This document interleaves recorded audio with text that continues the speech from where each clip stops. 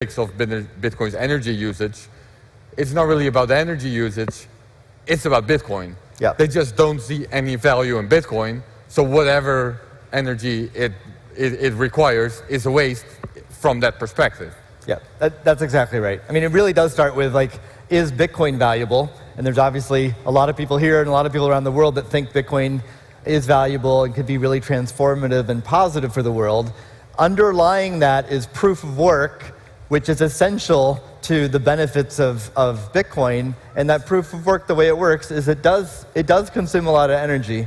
But as you said, Aaron, we think there's value in that. And ultimately, people are either going to transact with Bitcoin or they're not. If people aren't transacting with Bitcoin, then, but as you said, Aaron, there's going to be no value in that for miners, and ultimately there won't be any energy. If Bitcoin really doesn't have any value, then eventually people stop valuing it, and Bitcoin will go away, and the concern should go away as well. Yeah. Yeah. It's like I think watching Jersey Shore is a waste of energy, but I'm not gonna say that people shouldn't watch Jersey Shore. That's up to them if they want to value that. So even if people don't value Bitcoin, clearly people are willing to pay for it. So that should be all right in that perspective. Right. But maybe we'll talk about a more audacious possibility with Bitcoin mining. Yeah, and I want to get into the Bitcoin Clean Energy initiative, that's also a Square Crypto project. So tell us. It's from Square itself. So again, Square Crypto focuses on open source Bitcoin development, but I'll speak on behalf of Square, the corporation. Square has an ESG effort, like many large corporations, that covers the whole business.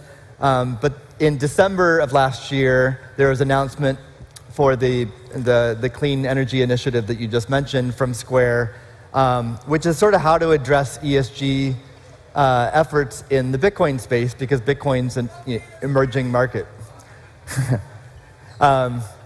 I tend to agree with that sentiment.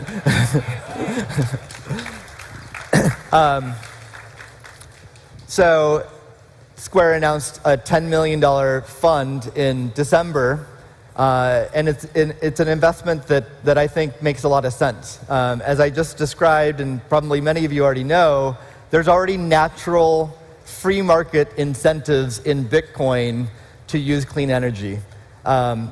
So personally, I think we should be focusing on investing in businesses and people who can help make that happen. That's exactly what this $10 million fund is for, is to invest in other companies that are helping accelerate the transition of Bitcoin mining to clean energy. And the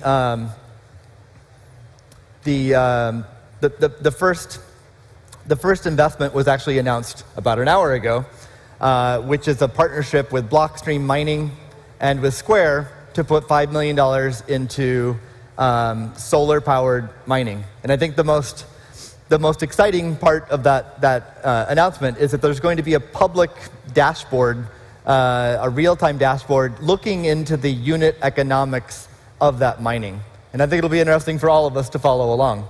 Yeah, and this has been, or at least the general ideas have been detailed in a white paper that you guys also published. Yeah, let's give a little bit of background as to what that is. So a couple months ago, Square released a white paper about using abundant energy for Bitcoin mining, and not only making the argument that Bitcoin mining itself will trend towards using renewables, but there's the possibility that Bitcoin mining could be an accelerator for the entire grid to shift to renewables. And the logic behind it... Right, so just to make that clear, we've just discussed how Bitcoin mining is already more green than average. Like, it already shouldn't be a problem. And this white paper argues that Bitcoin mining could actually incentivize more clean energy. It could further that industry. Yeah, so I mentioned earlier, if you look at the US electricity grid, all uses, it's 21% renewables.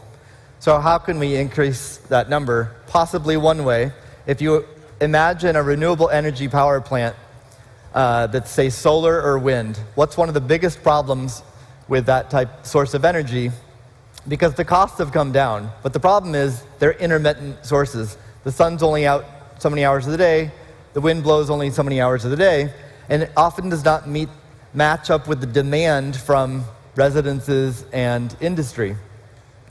One solution is to use batteries. You can store that energy. Just to make that clear, the reason for that is that the energy that we all use as a society or in a city, that fluctuates a lot. People come home from work and they turn on their television or whatever, and while throughout the day it might be quiet, or throughout the night especially, I guess. Yeah, so like, so I think peak hours are typically like 4 or 5 p.m. to 9 p.m., and that's generally not when you're getting the most power from the sun. Yeah, and if you're using fossil fuels, it's much easier to just, turn the switch on and off at the times that it's needed, while clean energy, whether it's solar or wind, that, it happens when it happens, and you don't have that level of control. Yeah. And that's sort of the disadvantage of using clean energy in these contexts right now, right? That's right. Right, so, and that's where Bitcoin mining comes in, I think. Yeah, so the question is, there's this mismatch between supply and demand with certain renewable energy sources. How to solve that? Batteries is one way, but the problem with batteries right now is it's not economical. I mean, if it were, then I think the world would be on 100% renewables already. Because renewables is basically already cheaper. The costs have declined substantially the past couple decades, and yeah, like if you eliminate the fact that it's not available 24/7, it actually is cheaper than fossil fuel-based energy.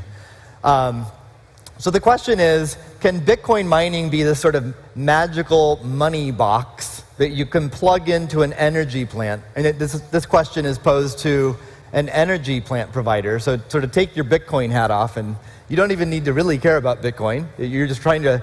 Yeah, you do. I mean, meaning like if you're trying to invest in a renewable energy power plant, you just want to make it economical. Is this Bitcoin mining this magical box that can help finance that energy operation? That's really the question being posed in this white paper. And there's, I think, 3 arguments to why this might be yes. The first is that, like with solar energy, there's already gigawatts of solar energy that's already been invested in the United States, ready to provide energy, but it's just waiting in interconnection queues to get onto the grid. So it's all this capital investment that's unable to actually be realized is just sitting there. So if you can imagine the businesses that have invested in that, or the communities that have invested in that, if they could do Bitcoin mining, they could immediately start minting money and making money from that, which would only encourage more investment into renewables. Yeah, so during the peak hours, the energy would, it would always go to the highest bidder, I guess, I assume, of course. But during peak hours, the highest bidder is, society, so to say. Yeah. And then during the lower hours, the downtime hours for society, that's when Bitcoin mining becomes more profitable. Yeah. Am I saying this right? Yeah, I mean, I think the phasing is, the first phase, there is no customer, because it's not even connected to the grid, and yet you have all this power that could be used for something. So initially, it could be all Bitcoin mining. But then once you're connected to the grid, then you can service the local community, and both residences and businesses are much more willing to pay for electricity, whether it's 10 cents or 20 cents a kilowatt hour, much more than a Bitcoin miner could do so competitively. So they would purchase the energy when they need it, but any excess energy could be used for Bitcoin mining. It's the buyer of last resort.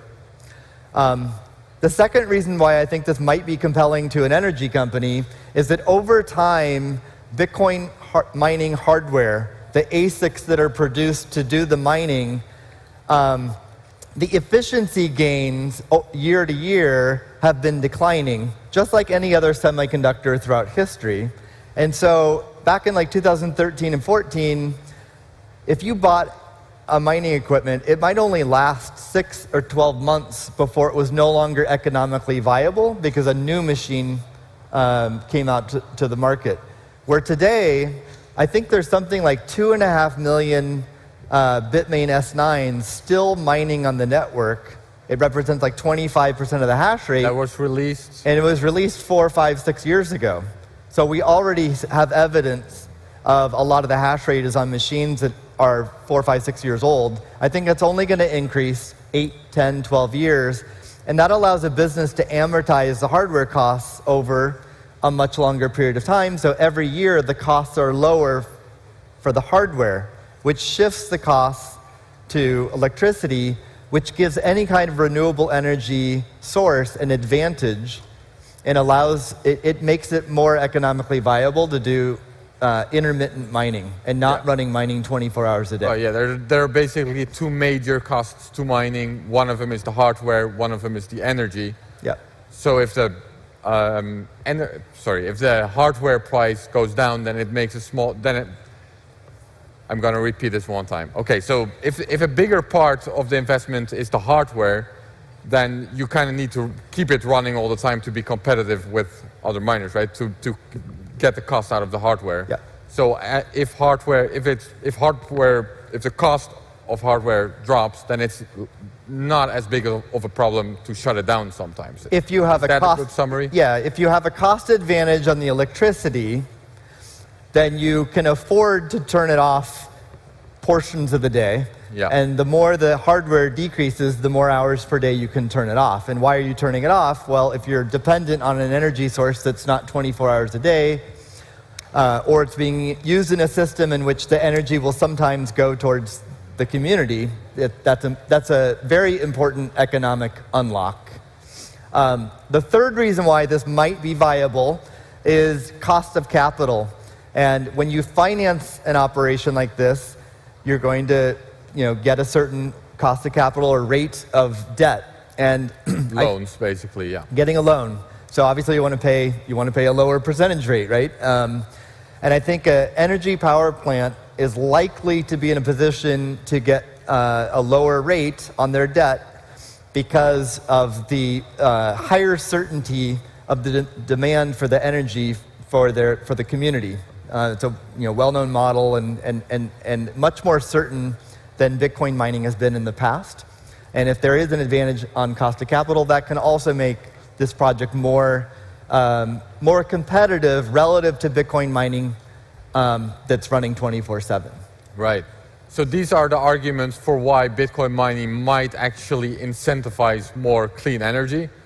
What needs to happen practically? What do we need to do to actually make this happen? Like what the investment you just mentioned? Yeah. Like what could this capital be? One more thing so we wrote a white paper that spoke to that. ARK Invest created a quantitative model with one hypothetical situation in Austin, Texas, that used data from the past to sort of prove out the economics that they could work out. And in that one example, the economics did work out. ARK demonstrated that you could shift an entire grid for Austin, Texas, could shift from a minority of renewable energy to 99% renewable energy and do it at the same profit level. And the key ingredient was adding Bitcoin mining, which allowed them to invest in more solar and more battery storage and do so economically. So, okay, that's great in theory. Maybe some people buy it, others are skeptical. So where do we take this next? I think we need to prove this out in the real world. Are there real world projects that are going to be financed this way? Are there energy companies that are actually going to do this? And I do believe from speaking with folks that there's several solar-powered projects where Bitcoin mining is an off-taker of excess energy are in the works. We're going to see those deployed this year. And the announcement between Square and Blockstream today is a $5 million investment to prove out this model. It's a modest investment, but I think the most notable aspect of the announcement is that we're going to have a public dashboard showing the economics of this. Which, of course, most mining businesses would not want to do because they're a competitive business and they want to keep that information proprietary, which is perfectly fine in their own right. But for this, project, we would actually like to make it transparent, open, so that anyone can look at it, and we'll learn. We'll learn in real time, like what are the economics, and we'll, it might not perfectly work out. We'll learn and see if we can adjust. And to be clear, this is in no way something that's obligated for miners, or that you want to solve on a protocol level. It has nothing to do with that at all. It's permissionless. Avoid any confusion there. I mean, I think it'll only be effective and work. I mean, it'll only be adopted by other miners if the economics work out. If the economics work out, miners will adopt it. And I think an audience of public utilities and energy power plants, I think that audience needs to be looking at this because it could be a major unlock for them to move to more renewable energy sources. And I have no idea what he's saying. Happy to answer the question if we can hear it.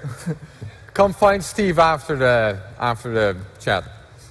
Okay, so we've been mostly discussing this on an industrial level so far. Yeah.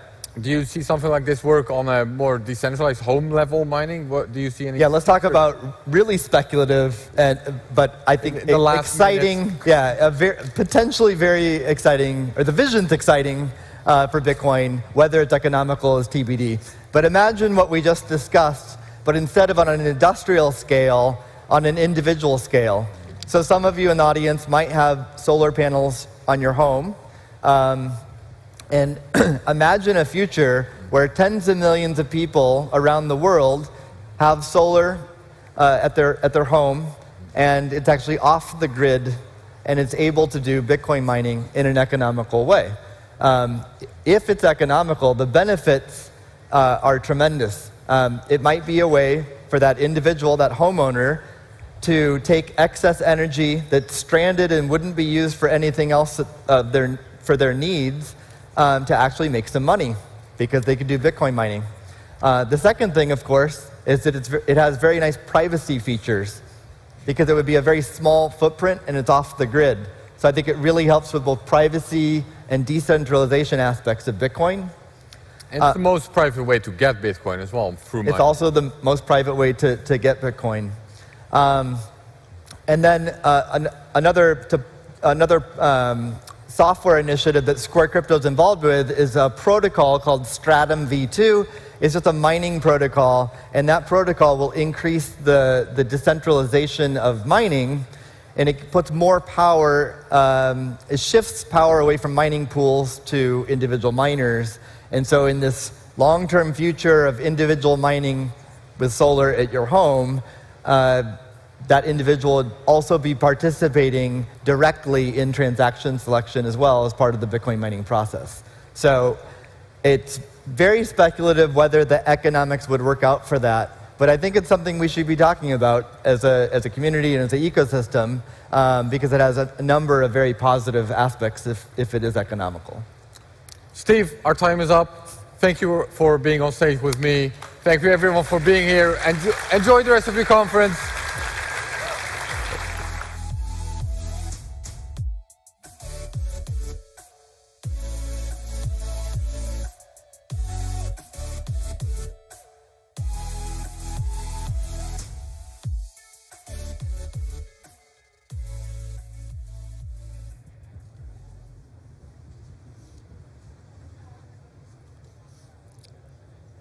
Okay, ladies and gentlemen, I promise I'm not wearing these because I think I'm cool.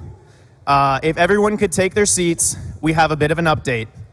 For those of you who joined us at the end of the day yesterday, you were fortunate enough to be able to hear Ross Ulbricht in a recorded interview with Bitcoin Magazine. We've gotten word today that after that interview was played, they have now taken Ross back into the hole. In his honor, I've decided that we are going to replay the interview so that you guys can all hear it. So without further ado, ladies and gentlemen, Ross Ulbricht. You have a prepaid call. You will not be charged for this call. This call is from Ross. At a federal prison. This call is being recorded and is subject to monitoring. Heading up to decline the call or to accept, dial 5 now. If you wish to block any future calls of this nature, dial 7 now. To decline this call, hang up. Hello? Hi, Ross. It's Peter from Bitcoin Magazine. You good to go? Yep. All right. Hello, this is Ross Ulbricht. I'm calling you today from prison, from a maximum security federal penitentiary. together today, and I don't know if I'll get another chance to talk to you like this. I'll say as much as I can, but when it's time to go, I'll have to hang up and go back to my cell. I have lost my freedom. That's what I want to talk to you about today. I want you to understand what it means to lose your freedom. But first, let's talk about Bitcoin. I was there during Bitcoin's early days. Back then, Bitcoin made me feel like anything was possible. Bitcoin was open to everyone, right? That's what I loved so much about it. It was like it leveled the playing field. When the idea of Bitcoin really clicked for me, I got so excited. I thought, with Bitcoin, I can try to do something that actually makes a difference. And by the way, before I was put in prison, we didn't have all these different cryptocurrencies and tokens and everything. I missed all that. So to me, it's all one thing. The forks, the new blockchains, all of it. So when I say Bitcoin, I'm not making those distinctions. To me, it may sound kind of corny, but to me, we're all one big family. So I was excited back then, but I was also very impatient. I saw what Bitcoin could do for freedom and equality, but I didn't take the time to really understand it. I didn't fully appreciate the principles it's based on. Things like immutability and consensus, and of course, decentralization. I had so many big dreams for Bitcoin, and what's so beautiful is slowly those dreams are coming true. That's because of you. You are making those dreams a reality. You are doing what I didn't have the patience for. These last 8 years now in prison, over and over, I've been so impressed with how far we've come. But back then I was impatient. I rushed ahead with my first idea, which was Silk Road. Silk Road was a website I made when I was 26 years old, more than a decade ago now. It used Tor and Bitcoin to protect people's privacy. I called it an anonymous market. At the time, I thought, if Bitcoin makes payments anonymous and private, then what are we waiting for? Why are we sitting around talking about it? Let's put it into action. That's impulsive. That's a 26-year-old who thinks he has to save the world before someone beats him to it. I had no idea if Silk Road would work, but now we all know it caught on. It was used to sell drugs, and now I'm in prison. I was given 2 life sentences without parole, plus 40 years. I'm a nonviolent, first-time offender, but if nothing changes, I'll spend the next few decades in this cage. Then, sometime later this century, I'll grow old and die. I'll finally leave prison, but I'll be in a body bag. I got a letter the other day. It was from someone I hadn't met before. He was thanking me. He was grateful I had put Silk Road online all those years ago. He believed that Bitcoin wouldn't be where it is today if it wasn't for Silk Road. I'm not sure. For better or worse, Silk Road is part of Bitcoin's history now, but I worry that by putting Silk Road online, I made things harder for us. There's no way to know how things would have turned out differently, but I just want to say, to the extent that I made things harder for us, I'm sorry. To the extent that my actions led to drug abuse and addiction. I'm sorry. I was trying to do something good. I was trying to help us move toward a... This call is from a federal prison. Sorry, this is prison. I was trying to help us move toward a freer and more equitable world. But we all know the road to hell is paved with good intentions, right? And now here I am. I'm in hell. I want you to understand what it means to lose your freedom.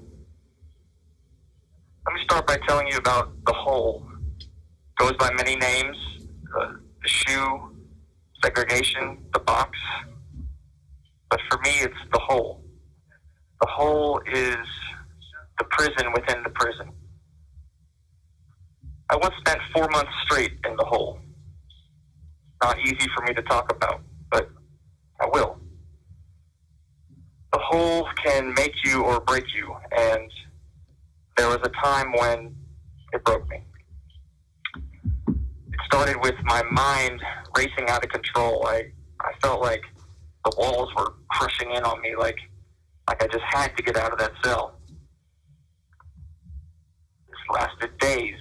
Then I started beating the walls and kicking the heavy metal door. Something deep inside me cried out for freedom. I couldn't accept where I was or what had happened to me. But eventually I realized I had to get a grip. The stress was destroying me. It may sound strange, but what saved me was gratitude. But what could I be grateful for in that little cell? Well, I had to start small. I had air, right? Maybe it was stale and foul, but I had air. I had water that didn't make me sick. Food came through the slot in the door every day. I knew I wasn't forgotten. My family, I knew someday it would be over and my family would still be there. I forgave all the people involved in putting me in prison. I had to. The anger I felt wasn't hurting them, but it was hurting me. So, for the sake of my sanity, I had to let it go. I had a dream while I was in the hole, and in the dream I was free. I was in a park, and I felt this huge relief. I wasn't in prison anymore. But then I got worried. Am I out on bail or something? Or are they going to put me back in? Are they after me right now? And I started trying to get away, and the anxiety, it woke me up. And there I was again, in the hole. And it was like everything that had happened to me over all these years, it all came slamming down on me at once, like life without parole, maximum security. I've been in the hole for months, and there's no end in sight.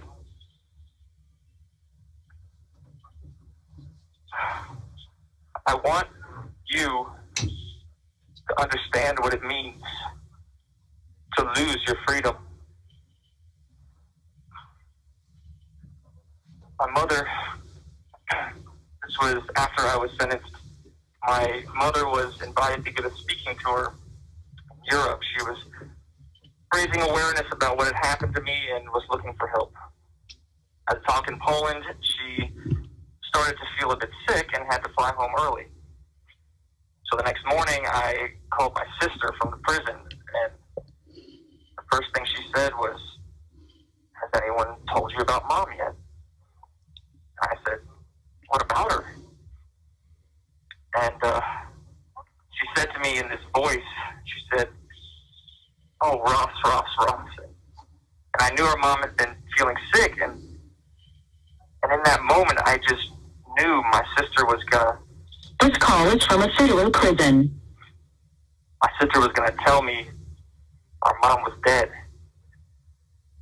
But she said, Mom's in the hospital. And I was like, oh, thank God, she's not dead. But then I was like, wait, the hospital? That's not good either.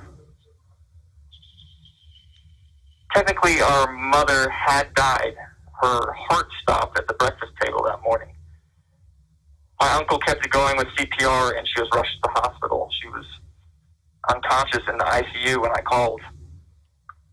It was a long time before I was able to talk to her, and I didn't know if she would live. We didn't know if there would be brain damage. No one would say it, but I knew it was my fault. She had been redlining for 2 years since the day I was arrested, pushing every moment of every day for my freedom. Stress-induced cardiomyopathy. They call it broken heart syndrome. I broke my mother's heart, and it nearly killed her. The pain I've caused my family. I didn't think of them, not as much as I should have, when I was taking those risks, when I was risking my freedom. My mom made a full recovery, thank God. 8 years later, she still pushes for me every day, but the whole ordeal, my imprisonment, has been devastating for her. And not just her. My fiance, my father, my sister, everyone. They're all hurting.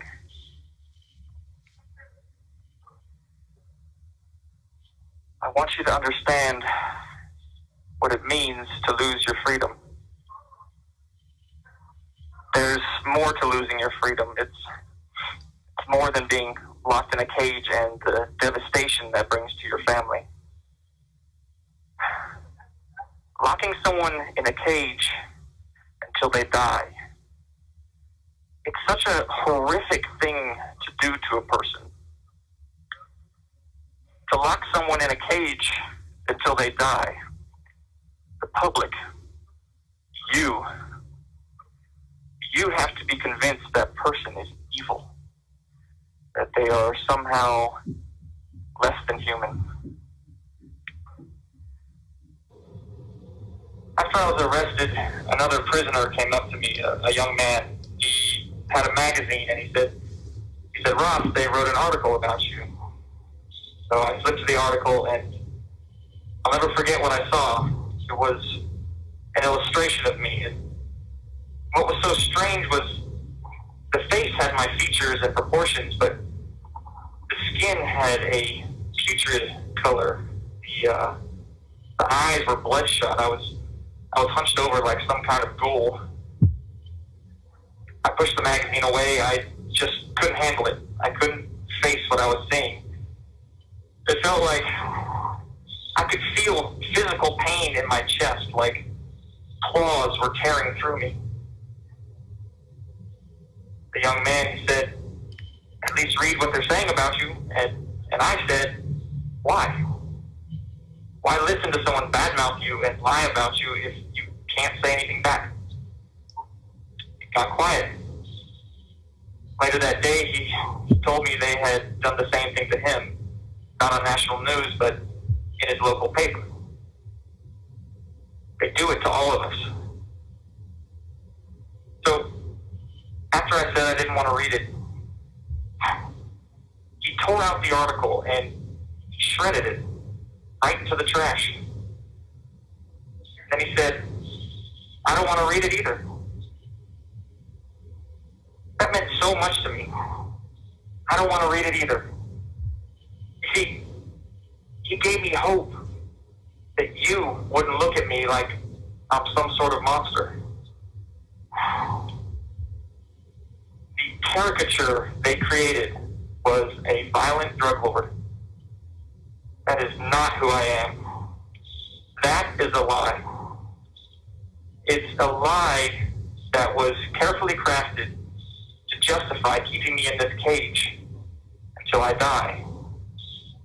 It's a lie designed to turn you against me, to turn your heart off. They lied. It's on the record. They cheated. That's on the record. They stole. 2 of them went to prison over the stealing. They hid evidence. That's on the record. They destroyed evidence. That's on the record. They planted evidence. That's on the record. At one point, they were looking into how they could give me the death penalty. They wanted to inject chemicals into my veins that would stop my heart. I had this dream where one of them was pointing a syringe at the soft spot of my neck, just under my chin. He kept getting closer and closer, and I backed away, but my back was against the wall. Every muscle in my body was tensed as I strained to get away. I was practically climbing the wall as the tip of the syringe came right next to my skin. I woke up in that exact same position. I was hyperventilating, my heart was pounding. I could still feel the needle coming toward me. Are you starting to understand what it means to lose your freedom? It means living in constant fear. Why has it taken me all these years to finally talk to you? I've been afraid. Even now, I was strongly warned against talking to you. You'll only anger the authorities even more. You'll ruin what little chance you have left in the courts. Well, it's not my intention to anger anyone, and yes, I'm afraid. I'm afraid of retaliation. I'm afraid that because of what I'm saying to you today, I'll be thrown in the hole, or worse.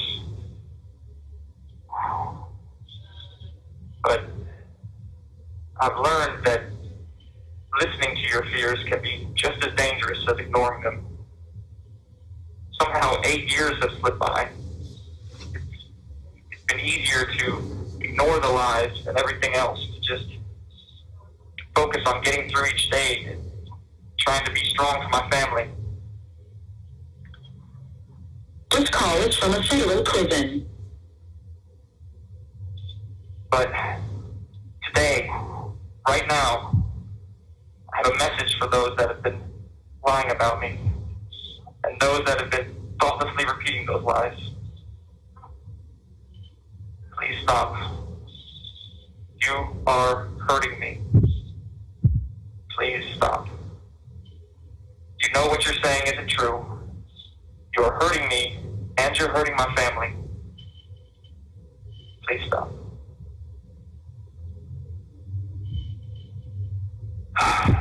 I want you to understand what it means to lose your freedom. The irony is that I made Silk Road in the first place because I thought I was furthering the things I cared about. Freedom, privacy, equality. But by making Silk Road, I wound up in a place where those things don't exist. I'm not alone. These prisons are full of people who don't deserve this. We are mothers and fathers. We are sisters and brothers. But we've been made into monsters in your eyes. We've been made less than human. And then, next to all that, there's Bitcoin. Bitcoin has been transforming our world since that very first block in the blockchain. And let me tell you something. We are just getting started. Wherever Bitcoin has been embraced, anywhere in the world, freedom and equality follow. Bitcoin is the embodiment of freedom. So now, look what we have. On one side, we have loss of freedom. We have despair and darkness. And on the other side, we have Bitcoin. We have freedom, equality, and hope. The two can't sit side by side, so the darkness has to be kept out of sight. It has to be ignored and forgotten. But listen, here I am. I'm crying out from that very same darkness. This is a cry for help. My mother can't do this by herself. And I'm crying out not just for me, but for all of us. We need your help. We need you to care. We need you to look at the stark contrast between the freedom of Bitcoin on the one hand and what it means to be locked in a cage until you die. We have a choice. Today, right now, do we ignore what's happening? The loss of freedom? The dehumanization? Or do we wake up? Listen, Bitcoin is strong. Bitcoin is powerful. We are powerful. And our work is not over. It's time to wake up. It's time to take the next step. I've spent the last 8 years watching Bitcoin grow up from in here. I've seen incredible innovation. I've seen inspiring courage. We didn't know how things would turn out for Bitcoin back in the beginning, but over the years, I've been continually impressed with what you've accomplished. I am proud of you, and I have no doubt we can do anything we set our minds to. We are transforming the global economy. We have brought a taste of freedom and equality to far corners of the world. I know we can transform criminal justice too. And now, today, I challenge you to set your sights on the hardest problems. I challenge you to shine Bitcoin's light into the darkest places. I challenge you to set us free. I've seen several of my friends go home after years, even decades in prison. More than one overcame a life sentence. Each time it happens, I weep for joy. Seeing a person regain their freedom, seeing them reunite with their family, there's nothing like it. It's so beautiful, it hurts. It feels like a miracle. We need more miracles.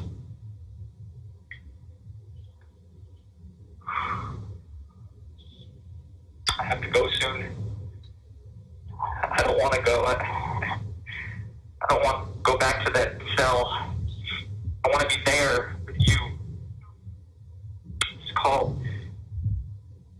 You've done so much for me today.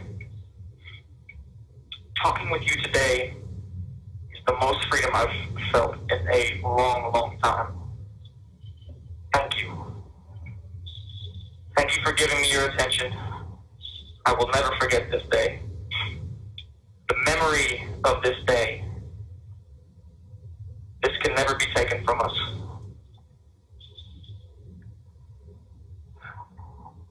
Okay. This call is from a federal prison. I'm gonna go now. Thank you. Goodbye.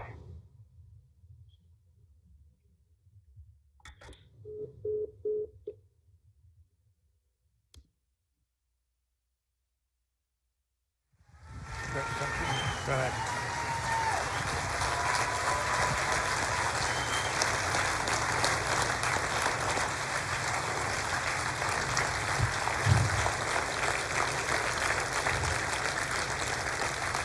Thank you, everybody.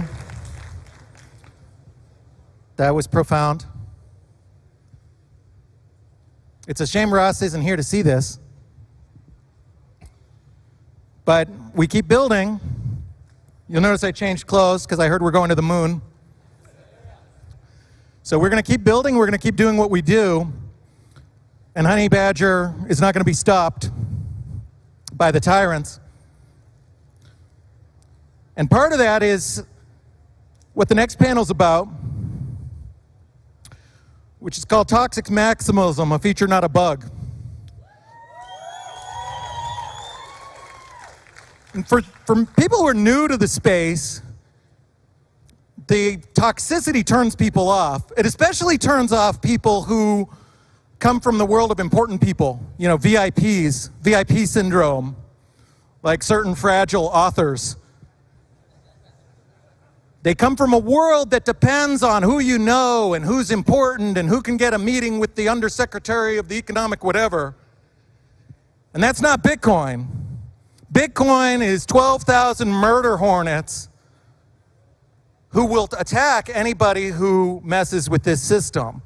And that is a much stronger system than the fragile old world of important people and VIPs. So when you see a toxic maximalist turning somebody off or turning them away, that person isn't ready for Bitcoin. That person isn't ready yet. So it's an important part of the defense mechanism for this open source project that is decentralized and owned by you, everyone in this room, and everyone outside this room. It belongs to us, and we will fight for it. And the toxic maximalists are the ultimate foundation of that fight. And so they serve a very, very important, crucial function in protecting this network. We don't need the VIPs. We don't need the important people. We need 12,000 murder hornets who've descended here on Miami. And we need the millions and millions others who are out there who know there's a better way and there's a better system. And there's a better system than the tyranny and the phony money and the Fed nonsense and all of the other games that have been robbing people for centuries. Toxic maximalists are the foundation of this, and we've got 5 of the best ones coming out right now. Nick Hoffman's going to be the moderator.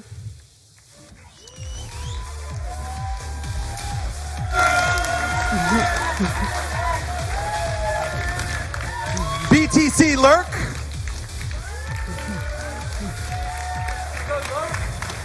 Dr. Bitcoin MD, real life doctor and doctor of Bitcoin. Alexander Setsky.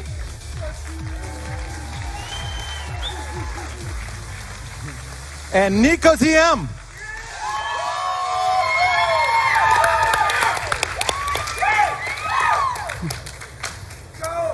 So before we start, I think... They do! Before we start, I think I speak for all of us when I say I give my most sincere condolences to Ross and his family during this time. We all stand with Ross. Free Ross!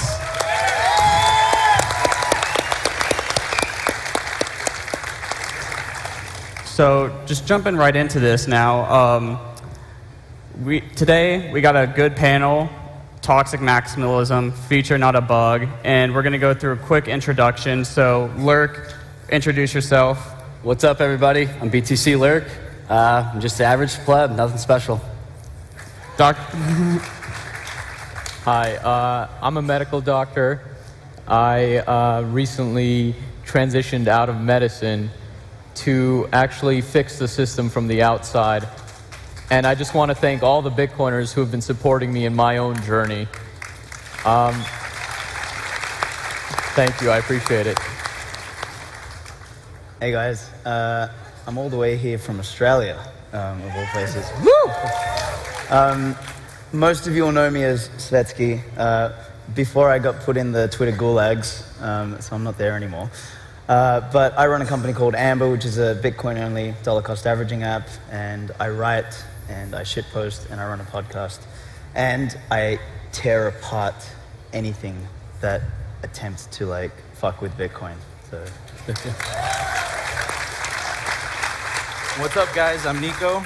I mine, and I make YouTube content. And I won't stop until every single shitcoin channel is defeated, because they are poison. And that's my mission, and I hope I accomplish it. And I'm your moderator, Nick, of Bitcoin Magazine. So let's just jump right into it. Lurk, can you explain what is Bitcoin maximalism toxicity? Yeah, so Bitcoin maximalist toxicity is not toxic in a way, but it's more about the integrity of what people believe and what they think the network is best for. It's what drives everybody's conviction to stand up to the big influencers who try to mess with the code, or they try to do something different, and we all know that it's not right, and it's not what we want, and we stand up and we fight back for kind of what we believe in. We don't take shit from anybody. We don't have to listen to what people kind of want to push for Bitcoin, because people think that they can come into the space, these big influencers, and they think that they can change Bitcoin and try to fix it and make it better. But we all know that Bitcoin fixes you. You don't fix Bitcoin. So that's kind of my thesis on Bitcoin maximalism. Yeah, I just wanted to add on to that. Like, some people see toxic maximalism as like a bunch of mean people who are bad for Bitcoin, but in reality, it's the complete opposite. It's really good. I see toxic maximalism as like Bitcoiners from all over the globe, from all different walks of life, really coming together for one goal, and that's hyper-Bitcoinization at all costs. So nothing else matters. Fuck your feelings. No one cares if you don't like Bitcoin. We're going to the moon, and we're ushering in hyper-Bitcoinization. So,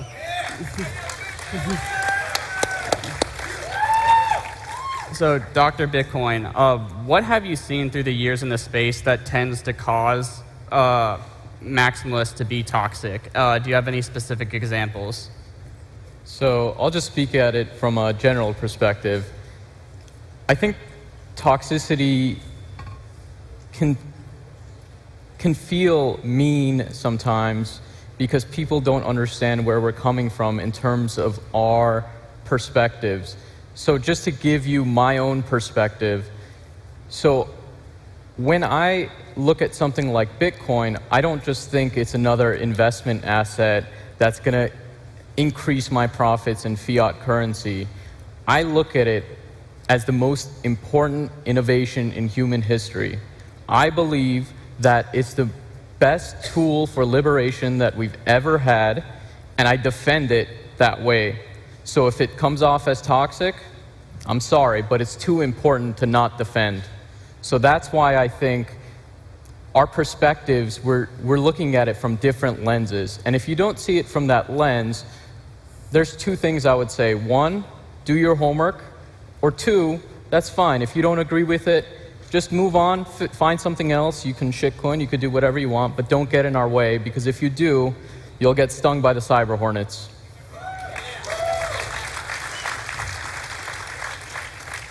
So Alex, people often say that toxic Bitcoiners are the white blood cells of Bitcoin.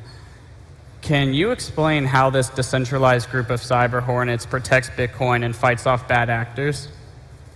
Yeah, it's we're like an immune system. So when you think about Bitcoin, I mean, you guys were all here. You just watched what Ross said. I mean, for the love of Christ, we are here for something so much larger. I was in the car with Francis. I fucking love you, Francis. We were in the car yesterday, or the day before, and we were driving, and we were talking about, in a couple thousand years, humans in whatever capacity we're going to be in are going to look back on this time, or look back on history and look at like what transformed us from apes into an intergalactic species. And it's going to be fire, Bitcoin, and teleportation. Like all the other stuff that came in between, like oil and electricity and everything, they were precursors. Nikola Tesla developed electricity for Bitcoin. That's like the progression. So there is nothing more important in the world today than being able to store, transact, and sovereignly hold the product of one's labor. And when you look at the network itself, not only from a technological standpoint, but from an economic standpoint, and then from the standpoint of a network that is enforced by the individual, not by some group of rulers, we are the white blood cells of the network. We are the thing that you know, when external forces or an external virus of stupidity tries to come in and adjust it, we fight it off. So there's nothing more important than holding that line. You know, the intolerant minority, you can't beat that. And if the center does not hold, we just become another shitcoin project. So that's where the game is. Like the white blood cells, the Bitcoin maximalist position. Like I said it earlier today, I said, I start at Bitcoin maximalism and I go into like supremacism or whatever the fuck else is up the top.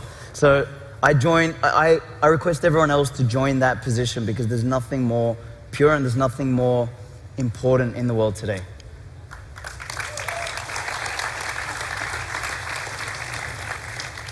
So Nico, is toxic Bitcoin maximalism, does that drive away people? If it does, is it good? Is it bad? What are your thoughts on that? Look, the way that I see it, it's necessary, right? And why do I mean it's necessary? Like, let's look back in the last 3 months what happened, right? We had Charlie Munger, who had the audacity to call Bitcoin disgusting, and he said it was the wrong step for human civilization. Meanwhile, I'm talking to Venezuelans that are buying Bitcoin, not like we buy Bitcoin here in the West for number go up technology. They're buying it to survive, right? Then you have Marathon or Marapool, right? That recently, you know, because of the toxicity of Bitcoin maximalists, right? I think we played a role in them changing their course, right? Because essentially what they were doing is attacking Bitcoin with their clean blocks and OFAC compliant blocks, and they weren't signaling for Taproot. So I believe that if toxicity wasn't a thing, there would be no pressure on them. And last but not least, of course, there's Elon, right? Who goes to his millions of followers and just tells them Doge. And remember, these people, they don't have any experience, so he's like funneling him in the right direction, and you just check out every single one of Elon's tweets, and man, you just see a bunch of Bitcoiners going at him, and there's no other way, right? So not only do I think Bitcoin toxicity is important, I think it's absolutely necessary, and if you're against Bitcoin toxicity, you're against Bitcoin, and if you're against Bitcoin, you're against freedom, period.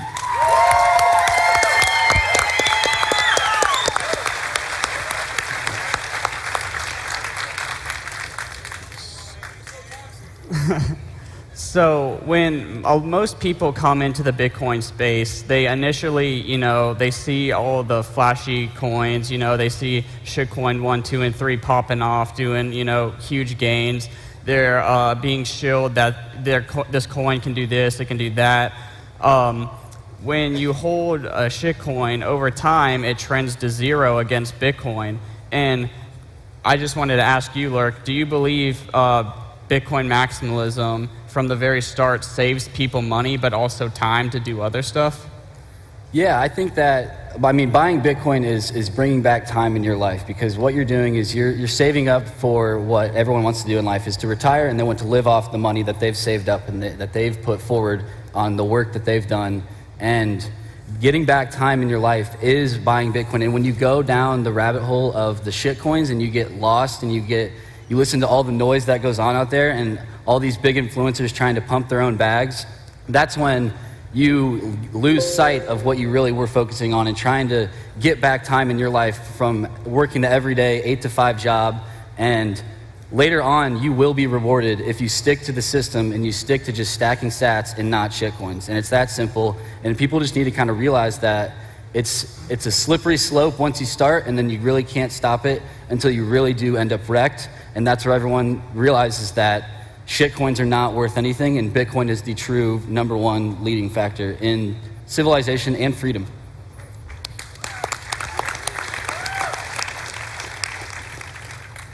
So there's a lot of talk about, who passes the Bitcoin purity test, what actions do you have to take to pass the Bitcoin purity test? And everyone has their own, different, definitions of it, as you would say. But Dr. Bitcoin, I want to ask you, what do you think passes, the quote-unquote toxic maximalist Bitcoin purity test? I think this is a tough question to answer because everyone is at a different stage of their journey in terms of understanding what Bitcoin is and the second and third order effects. So I think my approach changes based on who I'm dealing with. If it's a newcomer who's asking questions, or even if they get involved in shitcoins and you know, buying and trading and doing all that, I think it's best to take it from the point of being patient, because a lot of Bitcoiners themselves have also been on that journey. So it's important to share your information, share these resources, help them understand why certain reasonings like, oh, Bitcoin's too slow, you explain why it's the way it is because of proof of work, validating transactions, and so on and so forth. And you can address that with various different issues. Now, the way that Bitcoin toxic maximalism really plays out is when it comes to big names and institutions who have all the fiat wealth working in the old system and are also have all the resources possible in terms of learning. They can contact anyone they'd like, reach out to any major CEO of any company or any major player in the Bitcoin space to get this type of information. So when these people are the ones that actually put out misinformation or spread things about other coins, then that becomes a problem, and I think that's when Bitcoiners really rally around. And I'd just like to say something. So I've spent a couple days biding my time, watching a lot of clowns in blazers up here talk about garbage, KYC, AML, ESG. Let me say something. Bitcoin does not care about you. It doesn't care. It's not gonna change based on your opinions, based on your experience in the fiat world, based on how much you schmooze a politician or how much you schmooze regulators. It's there, it will survive, it will never care about you, and you are gonna be you have to be the one that's going to change, because it's not going to change. It's rules with no rulers. Play the game or get the fuck out.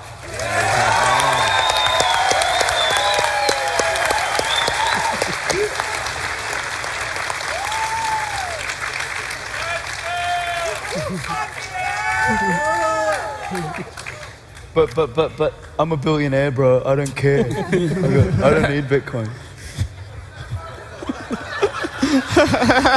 Have fun staying poor. I will. Yeah.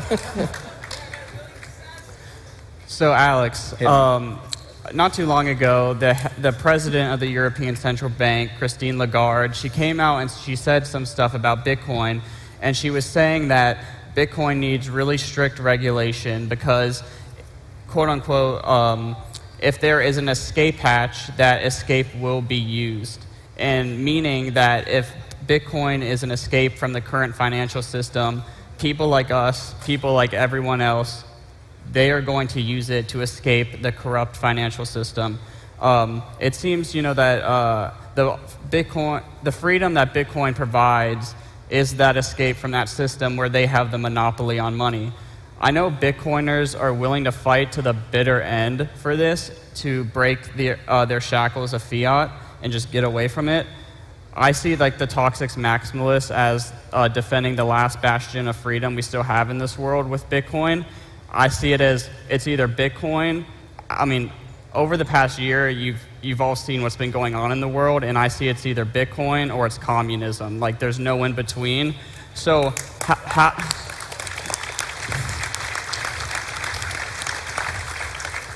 how important is defending Bitcoin from the toxic fiat maximalists like Janet Yellen, Jerome Powell, and everyone else who wants to destroy it? All our little friends, huh? The line that will define those who are free and those in the modern gulags is going to be those who hold Bitcoin and those who do not. It's as simple as that. Like, if you're stuck with a government form of currency, where I don't think people realize that money represents human action. It's the most fundamental level of speech. Like, we all talk about, you know, we're freedom of speech maximalists, but more important is your action. Like, you don't tell me, I don't care what you say, show me your bank account and I'll tell you what you believe. And when an institution, when an organization can issue, manage, and dictate what you can and cannot do with your money, which is where central bank digital currencies are going, by the way, which is what, you know, all our friends like Jerome and Christine would like to. Fuck the Fed, that's right, brother. Fuck the Fed and fuck all of them. What they want is complete control of your action, because they think you're all ants. They think you're all worthless. They think you don't matter. They think that they know what's better for you than you do for yourself. And when we give them the ability to direct where our human action goes, when they can just turn off your bank account because you have an opinion other than what theirs is, that's the ultimate gulag. That was like Hitler's, Stalin, Mao's dream. And these idiots, these morons, are doing it under the guise of we're all in this together, we all have to help each other, all this other bullshit that they try and feed you on TV. Like, it's that system, or it's Bitcoin, where you get to choose what the fuck you want to do with your own life. And that's as simple as it gets. So, fuck it, I'll finish there. Let's go to you. So, Nico, I got to ask you, and this is kind of going off the last question I asked you, but, you know, people say toxicity scares off pre-coiners. I kind of see it as like it scares off the people who just like aren't fully convicted yet. But you run Simply Bitcoin, a YouTube show where you cover the daily news every single day. A lot of pre-coiners watch your show and they get orange-pilled through your show.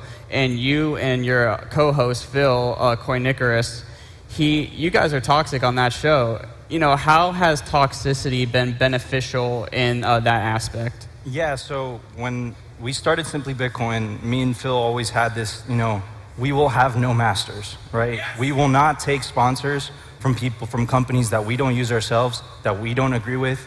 We will not be bought. And that was so important. And then another aspect of Simply Bitcoin, which I think resonates with a lot of people, right, is, look, the shitcoin channels do something really well, right? They do the thumbnails and the clickbait, they do it super well. So we thought with Simply Bitcoin, instead of speculating on the price and all that garbage that they talk about, right, we'll keep the clickbait, we'll create the thumbnails like the shitcoin channels, but when you tune into Simply Bitcoin, all you're getting is signal, right? That's what we try to do, that's what we're gonna keep doing, and we're not gonna stop until those shitcoin channels fucking die, period.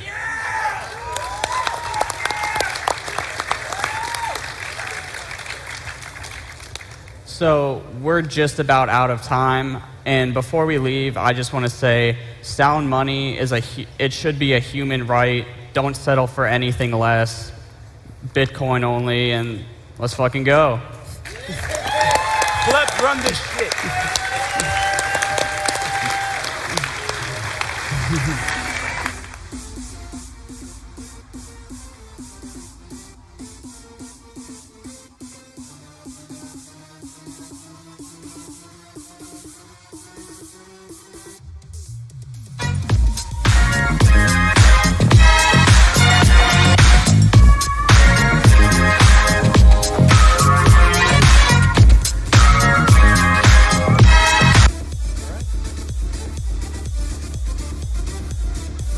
All right, everybody. Wow, what a crowd.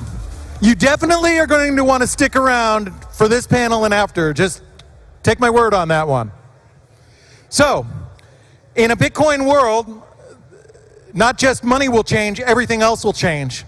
The whole way that our world works is going to change, and part of that is obviously exchanges. So this next panel is going to talk about the evolution of exchanges and how we can expect changes in exchanges for, that's a mouthful, huh? Changes in exchanges for the Bitcoin world. So we got some of my great friends and some excellent panelists on this next one. Caitlin Long, CEO of Avante, a bank in Wyoming. She has a bank charter. Longtime Bitcoiner, longtime friend. Sam Bankman-Fried, CEO of XTX. Has Sam crushed it or what? Yanni Asia, who is co-founder and CEO of eToro. And my very good friend, and hopefully someday President of the United States, although I don't think he's going to run, Eric Voorhees, CEO of Shapeshift. Thank you.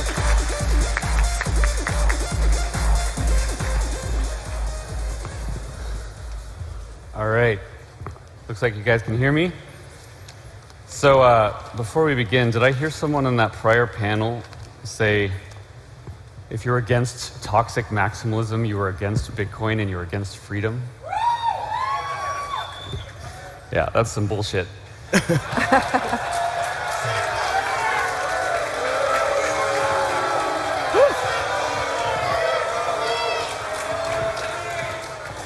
All right, we got him warmed up. Okay, good to be here with you all. We are going to talk about exchange. The only purpose of a good money is if you can exchange it at some point with something else. And a lot of companies have risen, have fallen, have collapsed, have exploded, have made gazillion dollars building the exchange services that we all use. So we're going to talk about that and what it looks like going into the future.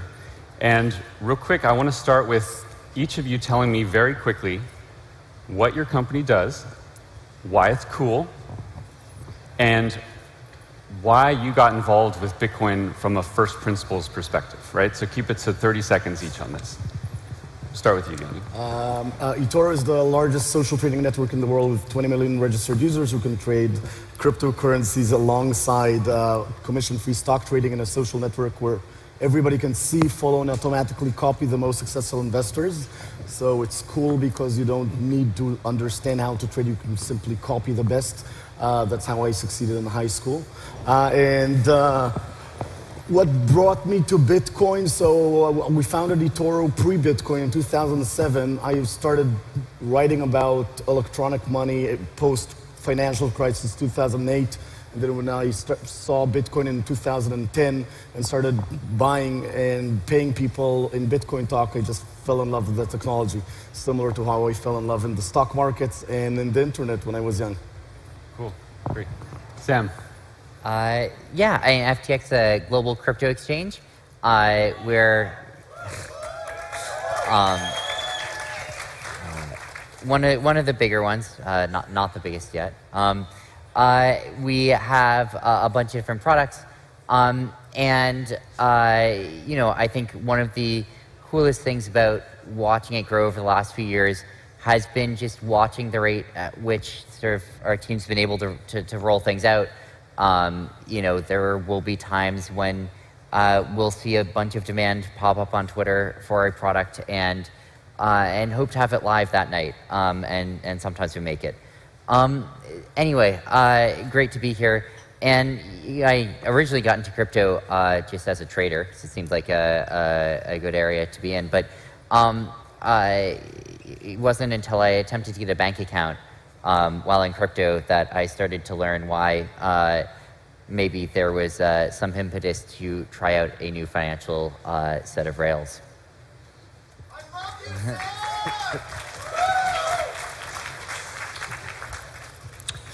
And hey, Caitlin Long from Wyoming, all things Wyoming, and thank you. And I'm not an exchange. Avanti Bank is a bank. It is designed to fix some of the problems that Sam just talked about. We are a chartered bank, but we are not yet operating.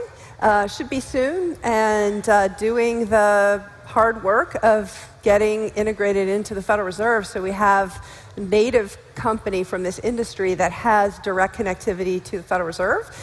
Stay tuned, hopefully soon.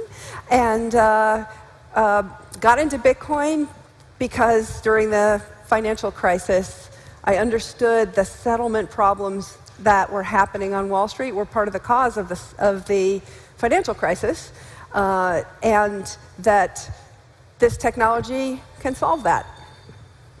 Awesome. All right. So we're going to go with that topic for a second.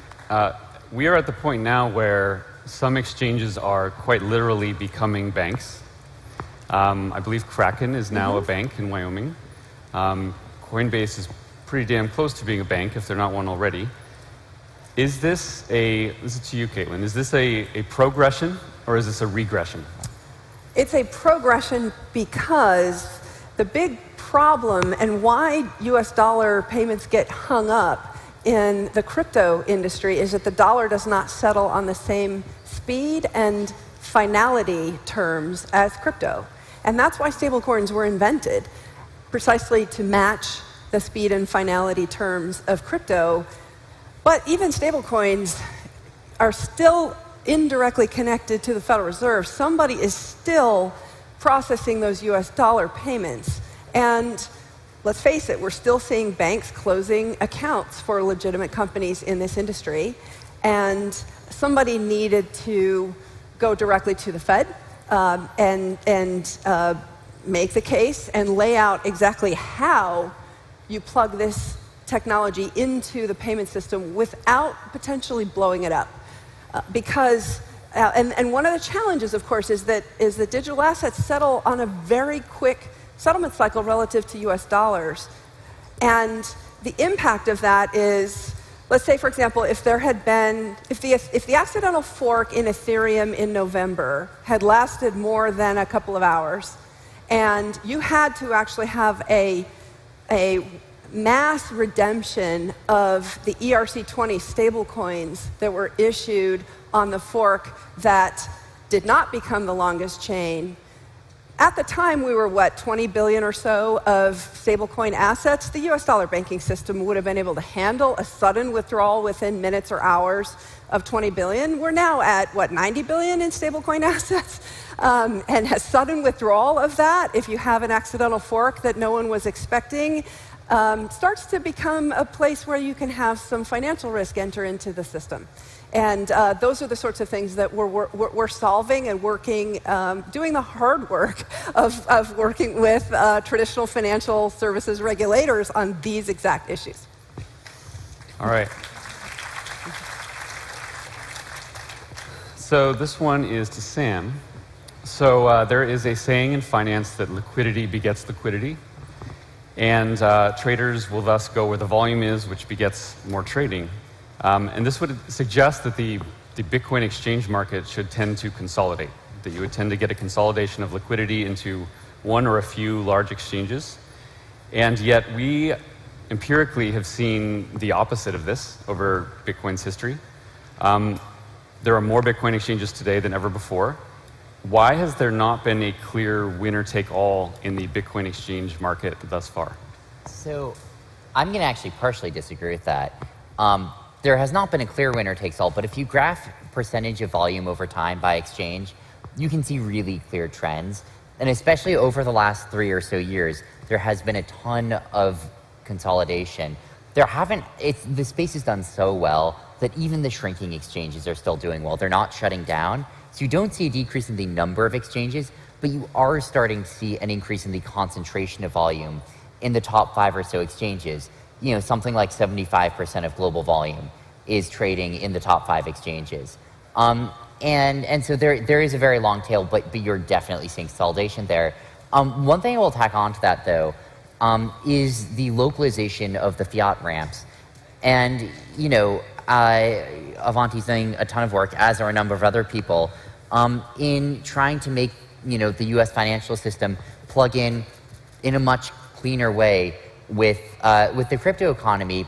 But there's 200 jurisdictions in the world, and there are lots of different currencies, and each one of those involves, you know, its own lengthy, distinct process that you need to repeat. And so what you see, you know, and that's one side of this, there's localization, language barriers, culture, and because of that, you do see a bunch of regional exchanges. And there are some exchanges that are doing phenomenally well, just focusing on one jurisdiction. So you do still see some spread out activity based on, you know, you see Upbit, Bithumb, others in Korea, right? You see Bitflyer, Bitbank and others in Japan. So you still do see a bunch of very successful regional exchanges, which diversify a little bit. But if you look at the global landscape or the Western landscape, there actually has been quite a bit of consolidation over the last 3 years or so. Okay. And this one also is to you, Sam. So DEXs are obviously a hot topic. According to CoinGecko recently, DEXs are about 5% of trade volume, something around that, and it was definitely less than 1% about a year ago. What do you see currently today as the relationship between the centralized Bitcoin exchanges and these decentralized exchanges, which are growing very rapidly? And maybe mention a little bit about FTX and also the decentralized product that you guys are building. Yeah, so, you know, there's been really big growth in DEXs, but it hasn't gotten to the scale of centralized exchanges yet. So you don't currently see a very strong competing effect. Right now, they're mostly filling different use cases. I actually don't think long-term that they're going to be completely in competition with each other. There are uses for one, there are uses for the other. The idea of having an entire industry, a business and application running natively on a blockchain is really exciting. And you get this really great composability and kind of Cambrian explosion of apps from it. And so I think that's really exciting. Don't take that, though, as a statement that all current DEXs are perfect. I think that is very far from the truth. And I think some people will say, hey, you know, the DEXs are about to overtake the banks, you know, they better watch out. Anyone from traditional finance who tries to use a current DEX will know that's not true. Will know that we have a long way to go before everything from the user experience, the regulatory structure, the UI, the speed, the throughput, the cost of DEXs gets to the point where it can sort of meet mass demand. But even beyond that, they're never going to be the highest throughput things in the world. You have this fundamental speed of light constraint, among other things. It takes 100 milliseconds for light to get around the world. You can't have latency of a nanosecond on a DEX, no matter what you do, not if you actually want a geographically distributed consensus. And so because of this, there's a bunch of activity that is never really going to make sense on DEXs. And so I do think that there's separate areas for them. But you know, when you do look at the DEX space, what are some of the advantages? Anyone who's tried to take two centralized businesses and glue them together has probably more than a few gray hairs on their head. And anyone who's done that with two decentralized products might or might not have a few gray hairs on their head, but there's a hope it went well. And it's one of the beautiful things about using sort of compatible protocols is that you can glue them to each other. They can be completely permissionless. You can prove exactly what they will do. You don't have to worry about counterparty risk in the same way with the DEX. So I do think that there's really, really huge upside as that industry continues to build out. You know, I think something that we've been thinking about is just, you know, FTX is not a DEX. It's not a decentralized product, and that's not what it's meant to be. We're trying to build the best centralized exchange we can. But separately, you know, we've been active in the DeFi ecosystem, in the Solana ecosystem, especially because we do think that's another huge area. And I mean, I think everyone's sort of heard me say this multiple times, but I think throughput. When you're talking about trying to put an exchange on a blockchain, you need to have the throughput, the TPS that an exchange uses. If you want it to get huge, you need to scale up to hundreds of thousands to millions of TPS. Thanks. Yoni. So I've known you for many years, and eToro got started pre-Bitcoin. Tell us a little bit about how, you know, your journey with Bitcoin and how you ultimately got eToro involved in Bitcoin trading and what that was like. Like, what tipped the scale there? I've been personally passionate about Bitcoin. We bought some Bitcoin in 2011 for the company, had a lot of arguments with some of my investors regarding whether Bitcoin makes sense or not. And then perfect timing, we launched Bitcoin on eToro in 2013, a month before Mt. Gox collapsed. And then for about 4 years, really almost only about 1% of eToro customers bought Bitcoin.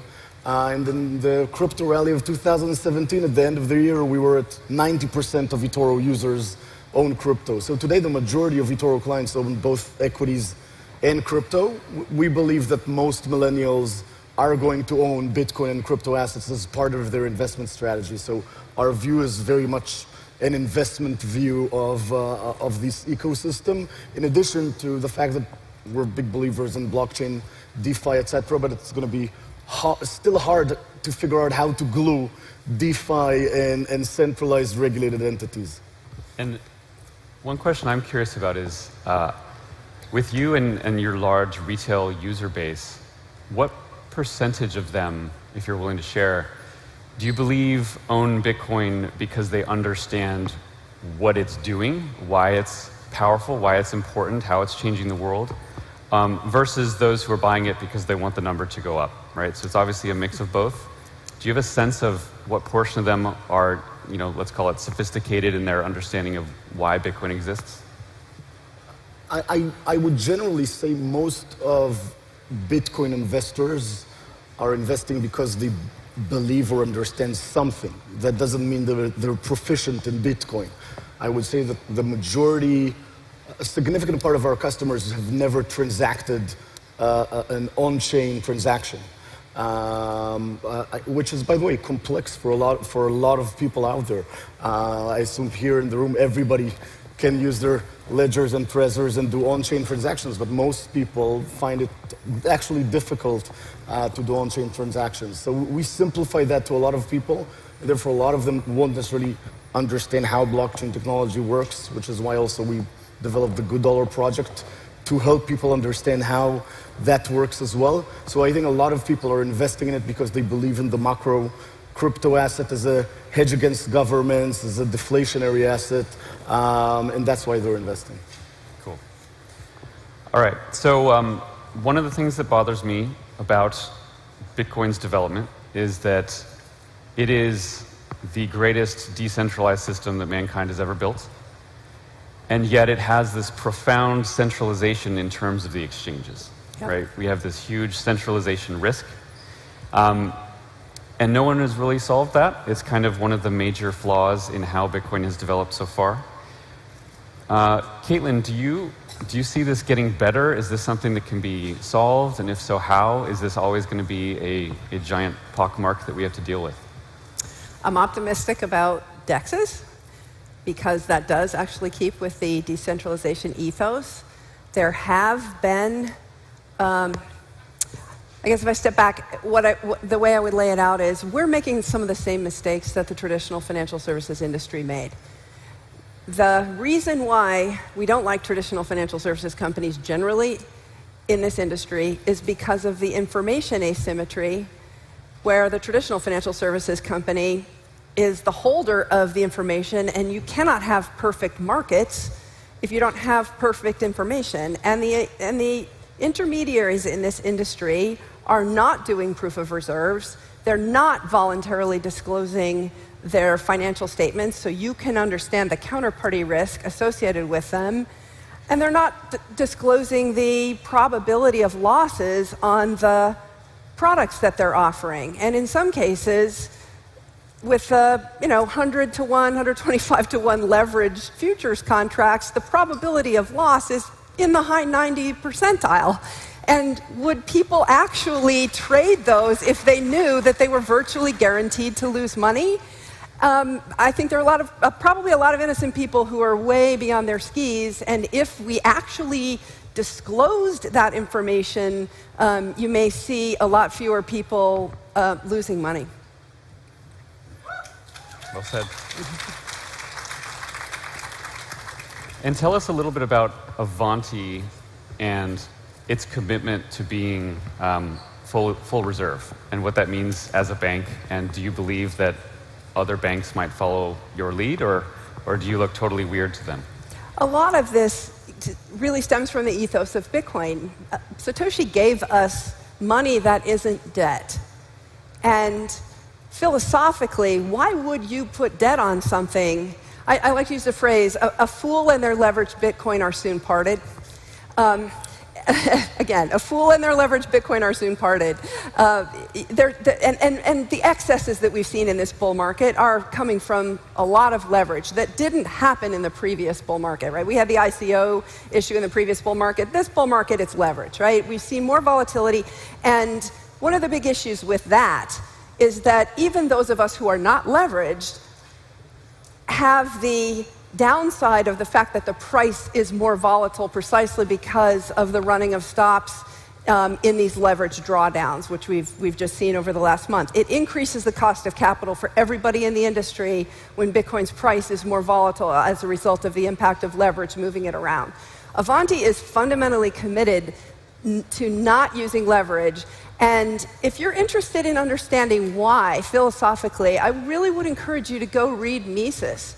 Go understand the difference between commodity credit and circulation credit. Commodity credit is absolutely fine. It's not leverage. Going one-to-one leverage is fine. Anything that is circulation credit that goes above 1 times leverage, in other words, certainly 100-to-1 leverage is is 99% circulation credit, right? That is creating claims to the underlying out of thin air. It is fractional reserve banking. And we are fundamentally committed to not doing that.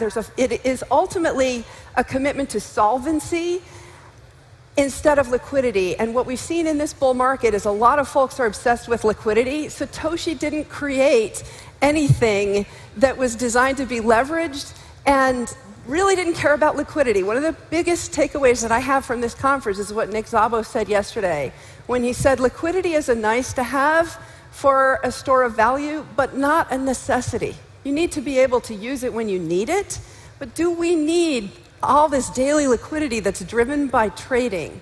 Go back and listen to Nick's speech and go read your Mises and learn about circulation credit.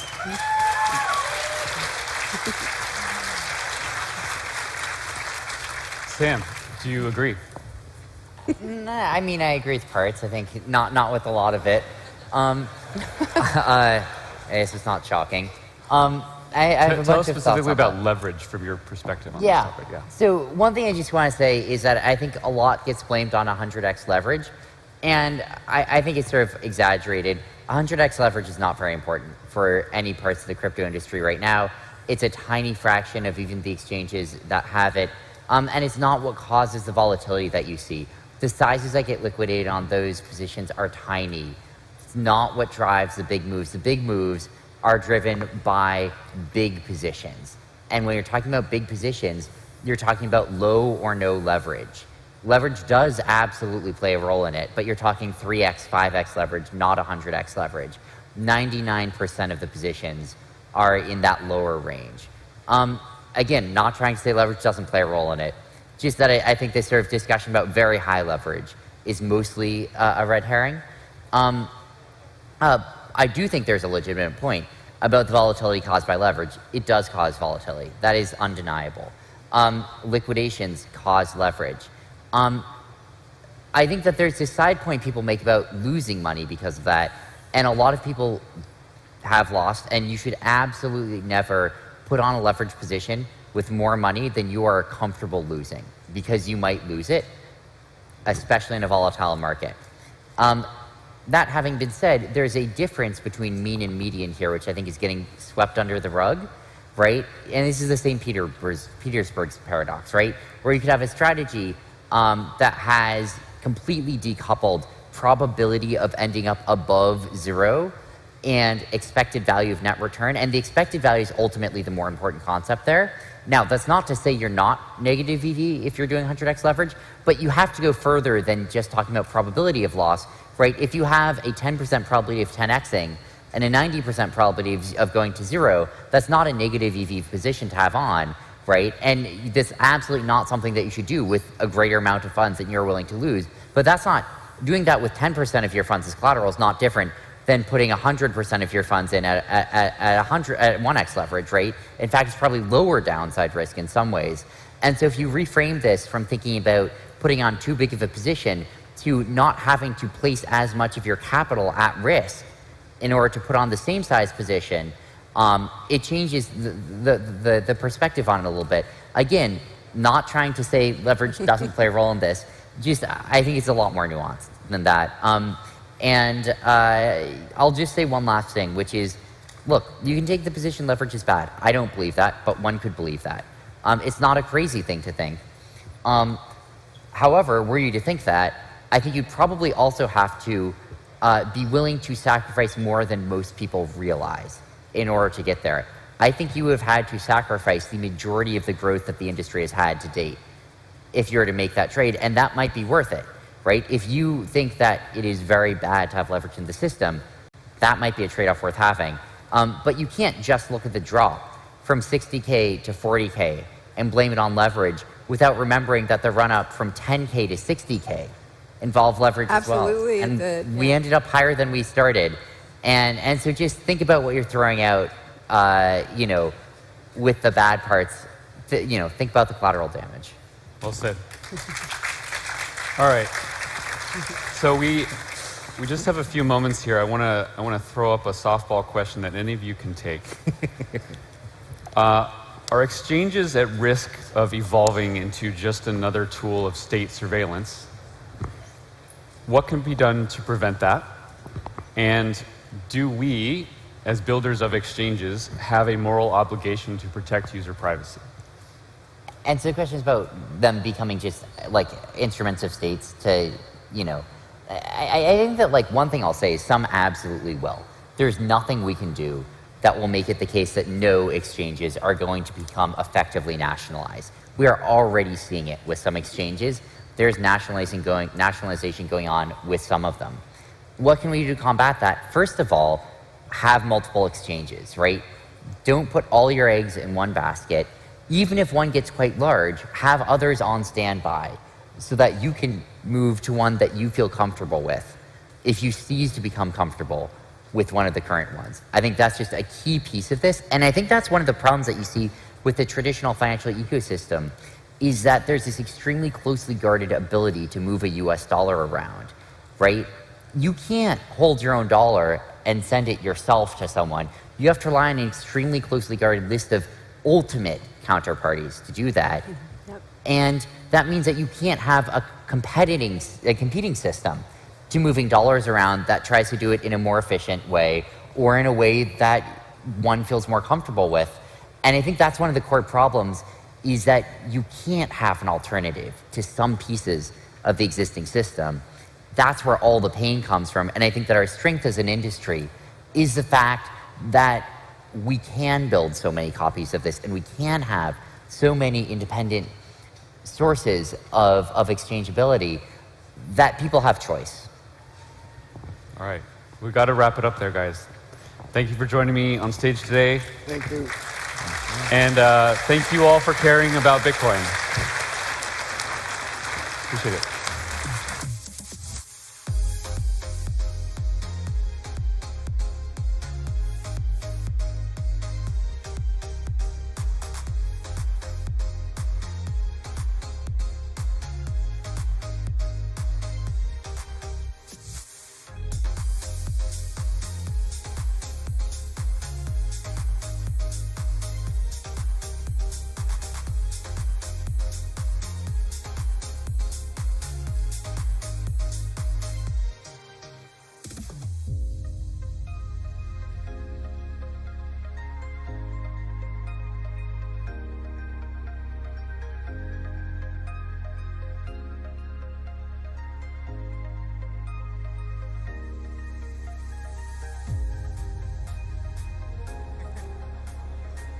Don't leave yet. You're going to want to be here. We are making history. We've got something very special coming up. What a great energy in this crowd. How have you liked the conference, huh? The best Bitcoin conference ever. This will be one for the history books. It's going to be one to remember. It's like San Jose 2013, one for the history books. So without further ado, Jack Mallers is going to come out and make an announcement that's important. The title is One Small Step for Bitcoin, One Giant Leap for Mankind. Jack Mallers, everybody.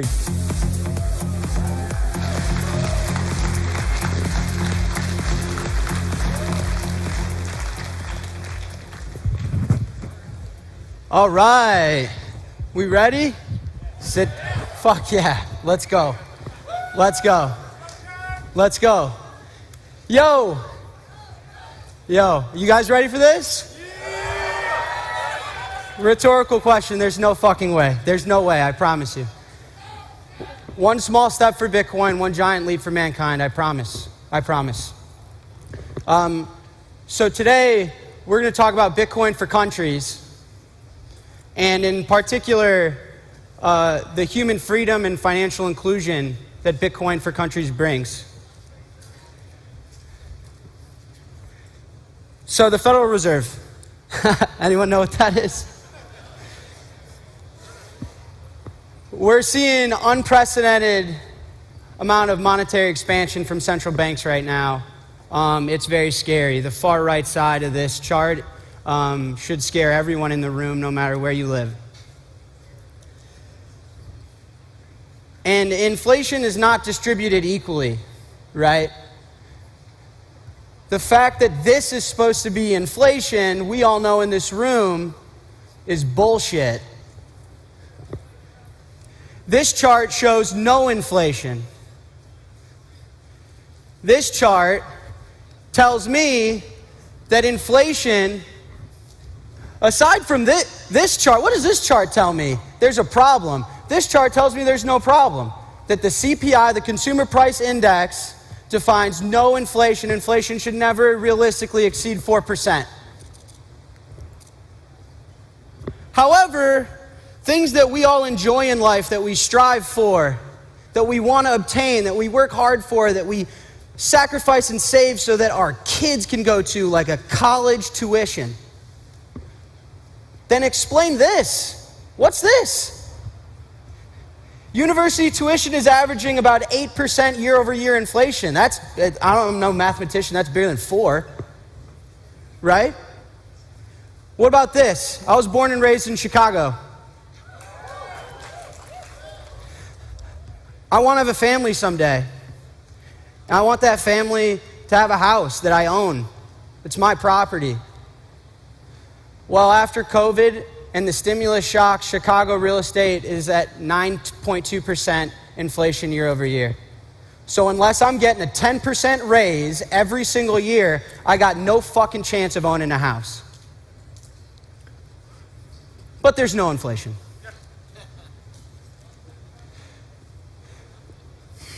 Central banks are increasingly taking actions that may cause harm to the economic stability of developing countries and emerging markets. This is a huge deal and a huge, huge problem. The large-scale printing of dollars by the Federal Reserve has an unintended spillover that's drastically impacting the quality of life of those less privileged and those that need help in developing and emerging markets. And we're facing unprecedented times, check all the data you want, that we haven't seen for a century.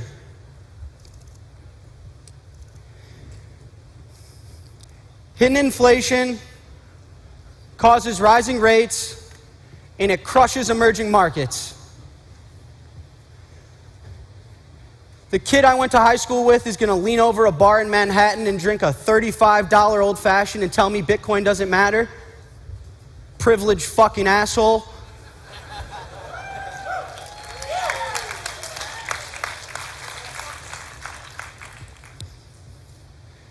This is real, and it's happened, and it's happening now, and it's really scary. For those of you that aren't from the US, aren't from Europe, aren't from the UK, live in a developed world, you're tremendously scared. The effects from major country policies will hit emerging countries economically and financially, both. And it's a huge, huge problem. It's a huge problem.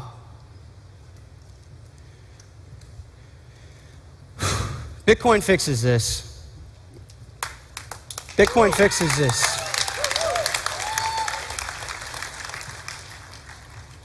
We now have an asset class that has a fixed supply, and the issuance of that is known. It was known when the asset was issued first. The monetary policy is set and protected by a distributed network. There's no central point of failure in this asset.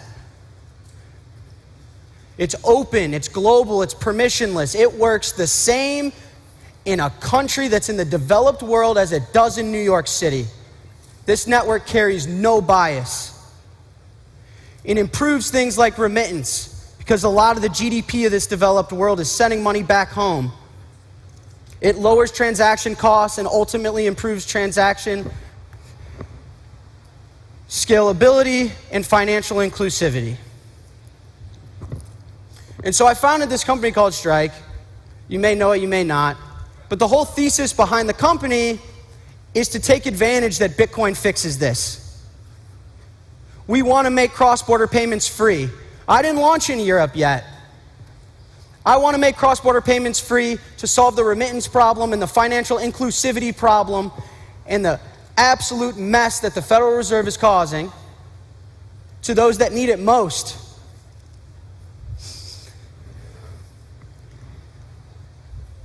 El Salvador is a great example. It's a country that uses the dollar because in a civil war they lost their own currency.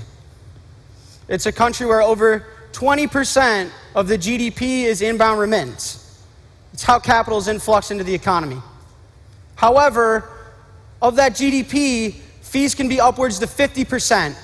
And the true crime is that there's over 2 million Salvadorians that live in the United States. And people are leaving because of the economic instability and the lack of economic support. The lack of economic opportunity. What that does is it causes individuals to rely on crime and violence, and it ruins the security of the country. And it's generated a tremendous immigration problem. But if you rewind those steps, if you can fix the money, you can fix the world. If we can provide economic stability, economic opportunity, financial inclusion, and if we can build an asset that is defended by an open distributed network, and we have cyber hornets that will fight on that hill and die on that hill and protect it, and we can fix that, then they won't have to resort to crime and violence. They won't be subject to the intermediary financial system that's taking 50% of their remittance. They won't have immigration problems, and they can love the country that they were born in.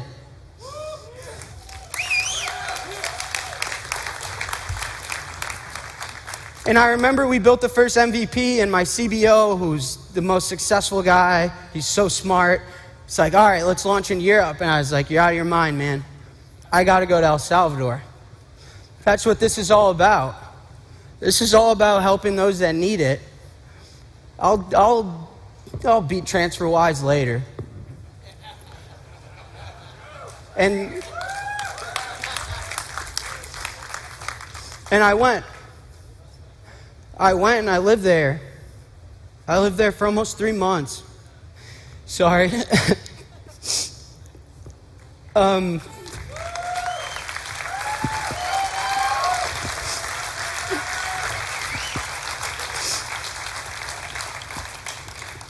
I tried to collect a remittance payment. I couldn't do it. The ATM didn't work. It was a lot of dirt roads, and it was sad. It just wasn't a lot of hope. I gave talks. I talked to the kids. I told them, man, we got this. Bitcoin's here. We got this. And I'll tell one story. There's a guy, his name's Chimbera, and I spent a few days with them. It was my first week there. He sat me down, and he said, you know, my grandfather was a fisherman, and my dad was a fisherman, and I thought I was going to be a fisherman. I'm not like you. You got a Chase bank account. You get a debit card. I fish. Nothing more, nothing less. Until Bitcoin, man. Like, I got hope. I scan the same QR codes you do. When Bitcoin goes up 10%, Michael Saylor makes a lot of money. So do I. So do I. Chimbear's never had a bank account, but he's got a Bitcoin wallet. Chimbear's never had a savings account, but he's got a hardware wallet.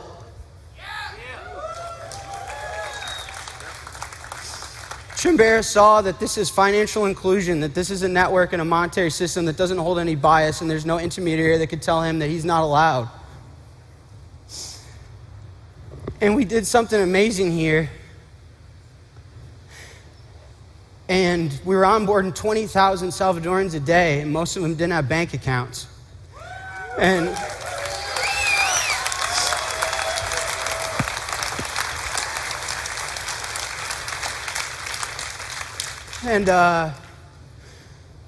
boy, the remittance was free. Remittance was instant. Lightning Network works, man. The Lightning Network works. And in real time, we were improving the GDP of the country. And so then I got a message on behalf of the president of the country. And he wanted to talk. And I called my dad. Just kind of pissed my pants. But we talked. This guy's name is Yusuf. And we talked about life. We talked about anime. Talked about how to provide a high quality of life to everyone in the world, about financial inclusivity, about human freedoms and where we lost them and how we can reinstill them. We talked about the world we want to live in and the fact that we build the tools that shape the economy. Over 70% of the active population in El Salvador doesn't have a bank account. They're not in the financial system. They had a huge problem of financial inclusivity and providing their citizens with basic human freedom. And so they asked me to help write a bill, and that they viewed Bitcoin as a world-class currency, and that we needed to put together a Bitcoin plan to help these people and give them hope and give them a quality of life, and that you can live where you're born in, you don't have to leave, and when you send money home, they're not going to take fucking half of it.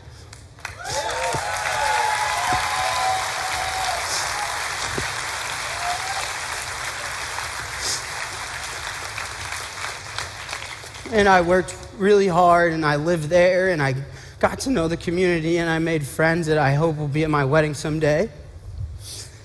And so with all that being said, I'd like to invite now someone I've spent some time with to share a message. My name is Nayib Bukele, and I'm president of El Salvador. Great ideas are beautiful and have great power. But like most beautiful things, they can also be more fragile than we think. When I was a kid, we thought about the future and we were delighted by its possibilities. We couldn't wait for it to happen and be part of its creation. But now, ask almost anyone what they think about the future and they will say something along the lines of nuclear war, climate catastrophe, hunger, pestilence, the death of life. We didn't take care of the beautiful idea that we create our own future, that we as humanity can do almost anything that we imagine. Our ingenuity, what separates us from other species. In El Salvador, we are trying to rescue this idea and start the design of a country for the future, using the best ingredients that makes us who we are, while using sensibility to find the best examples of ideas from history and around the world. I believe Bitcoin could be one of these ideas. That is why next week, I will send to Congress a bill that will make Bitcoin a legal tender in El Salvador. In the short term, this will generate jobs and help provide financial inclusion to thousands outside the formal economy. And in the medium and long term, we hope that this small decision can help us push humanity at least a tiny bit into the right direction. I enjoy politics to leave a legacy for my country, but while doing it, and by working with like-minded people, maybe we can help create a legacy for the world.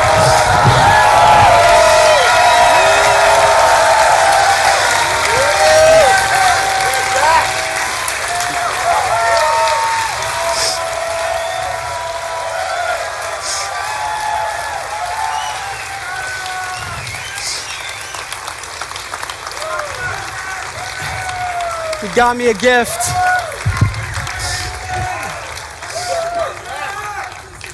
He got me a gift, a soccer jersey. It's pretty sick. I want to read my favorite part from the proposed bill.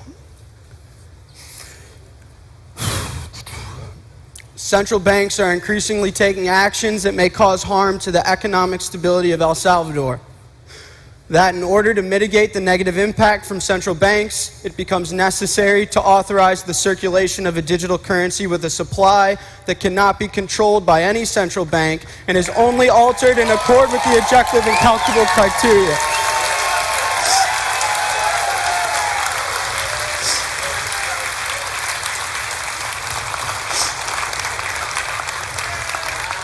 So as of now, El Salvador is set to be the first Bitcoin country and the first country to make Bitcoin legal tender and treat it as a world currency and have a Bitcoin on their reserves.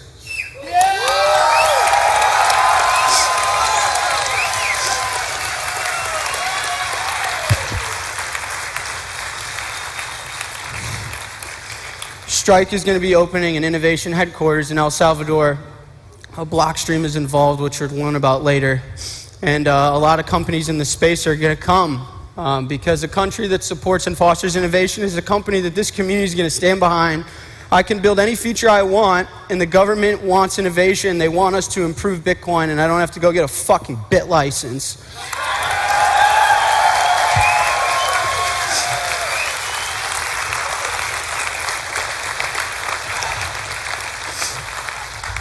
I'm also going to be open sourcing all the work I did, and it's going to be called Bitcoin for Countries, and any country that needs help, download it from the fucking internet.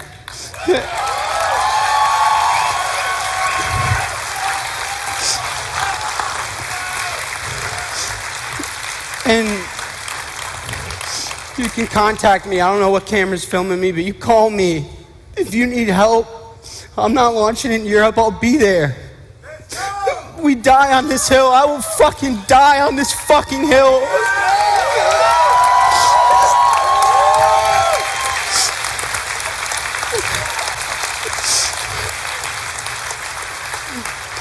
So today, a country plugs in into open monetary system and gives their citizens hope.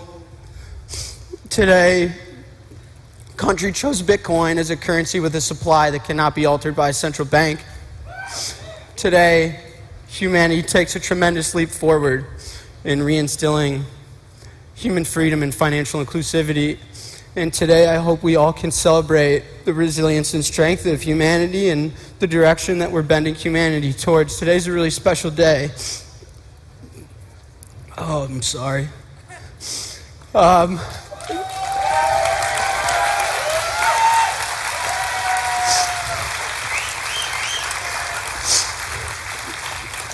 This is because everyone in this room, man, don't let people tell you otherwise. That you're mean on the internet, that you made a meme that offended somebody. This is all the code we wrote, all the PRs we reviewed, all the Twitter threads that defended nonsense. I didn't see Dogecoin in this presentation 1 fucking inch. This is this community. They can come after me, they can come after any individual, I'll die on this hill, but they can't stop this idea, and all the individuals, everyone in this room is gonna fight for what's right. And this is why we're all here, and it's so important, and I hope you all can get out the shower and look yourself in the mirror and say, you're improving humanity, and don't you dare let anyone tell you otherwise. There's people out there that need help, and today they got help, and this is a tremendous day for humanity. It's a tremendous fucking day, and everyone in this room should be proud.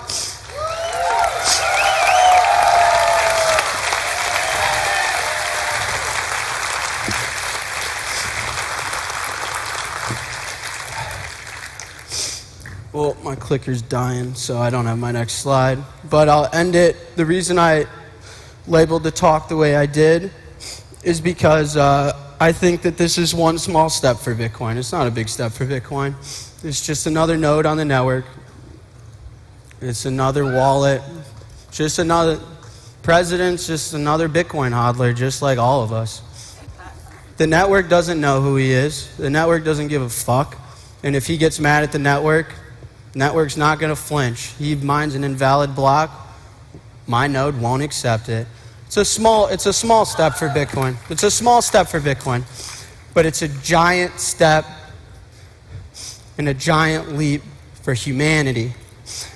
And the fact that there are people that needed hope and they found it in Bitcoin, and this community's fought for this moment, and I wanted to share it with you guys, and I'm so proud of everybody in this room. And we got a lot of work to do, but I hope today you find solace in knowing that you help those that haven't been helped in maybe 250 years.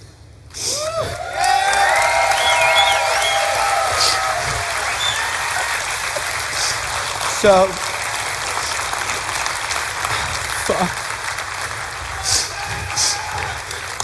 I'm done. The clicker's done. I'm way over time, but I fucking love you guys, man. I'm so proud of everybody in this room, and look.